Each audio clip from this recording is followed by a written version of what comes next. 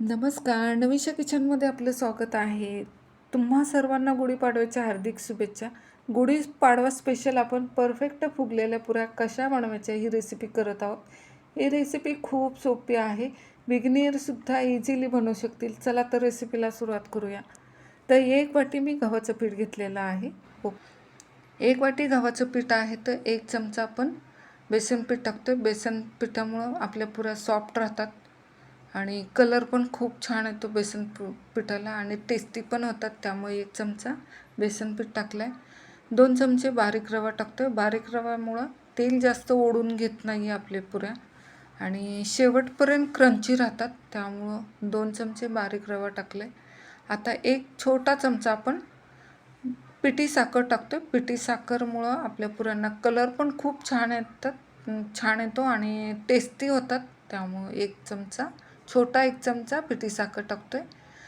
चवीप्रमाणे मीठ टाकतो आहे आता आपण त्याच्यामध्ये आणि तेल टाकणार आहोत 1 चमचा.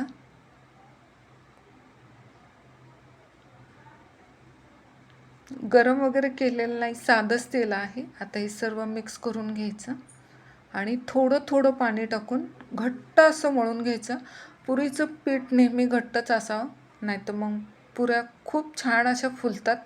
घट्ट पीठ असलं की थोडं थोडं पाणी टाकून आपण हे व्यवस्थित मळून घेतोय. घट्ट असं मळून घ्यायचं.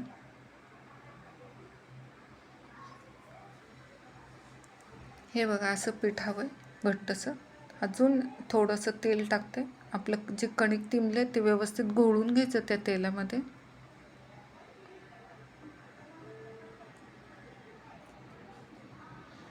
आता एका वाटीत ठेवूया. झाकण ठेवून ह्याला अर्धा तासासाठी रेस्ट करायला ठेवूया. अर्ध्या तासानंतर आपण पुऱ्या करायला घेतोय. मस्त असं पीठ भिजलेलं आहे. असं घट्टसर राहावं. त्यातलाच एक गोळा घेते. हे बघा एवढा गोळा घ्यायचा. हातावर व्यवस्थित मळून घेते आणि कोरड्या पिठामध्ये घेऊन लाटून घ्यायचे आपल्याला.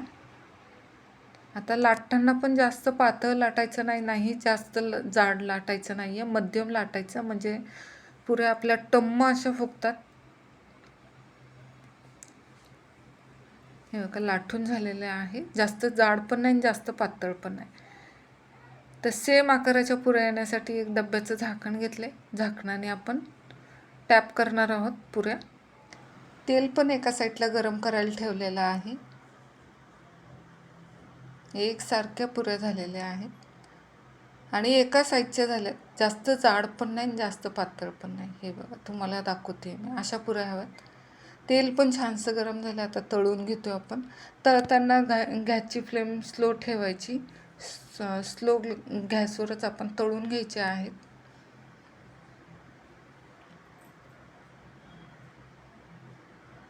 व्यवस्थित असं तेल उडवून त्यांना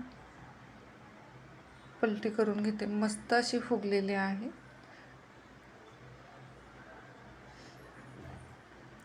कलर पण बघा ना किती छान आलाय. तेलात टाकल्या पुऱ्या अगदी टम्म फुगतात आपल्या. मस्त फुगलेली आहे. कलर पण छान आलाय. आता ही सुद्धा साईडला काढून घेतो आपण. पुरी करताना नेहमी पीठ आहे ना घट्टसर असावं. पुऱ्या छान अशा फुलतात आणि किंचितशी पिठी साखर टाकायची. त्यामुळे कलर पण खूप छान येतो. हे बघा तेलात टाकल्या टम्म अशा फुगलेल्या आहेत पुऱ्या. मस्त अशा तळून झालेल्या आहेत. अशा मी सगळ्या तळून घेते पुऱ्या. खरंच खूप छान झाल्यात पुऱ्या.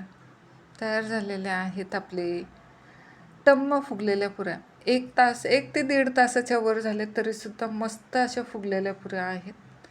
तर माझा व्हिडिओ आवडला असेल तर लाईक करा. अशा सोप्या आणि टेस्टी रेसिपीसाठी चॅनलला सबस्क्राईब करायला विसरू नका. धन्यवाद. परत भेटू अशा छानशा रेसिपीसोबत. तोपर्यंत तुम्हा सर्वांना बाय बाय.